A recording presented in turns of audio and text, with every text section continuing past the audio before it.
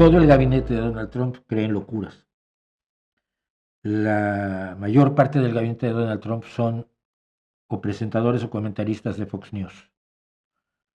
La mayoría de los nombrados para el gabinete de Donald Trump son personas que no tienen la capacitación necesaria para desempeñar los puestos para los cuales han sido nominados.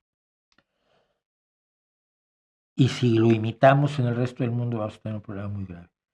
Yo le auguro pésimos resultados al gabinete de Trump, pero sobre todo, si ustedes creen que las oligarquías no son buena cosa y por lo tanto estarán en contra de las oligarquías rusas, no deberían estar nada contentos con lo que pasa en Estados Unidos, donde esta nueva oligarquía de Bezos, de Musk, de Thiel, de Zuckerberg, está a punto de darles un mal rato a todos los que no tienen dinero.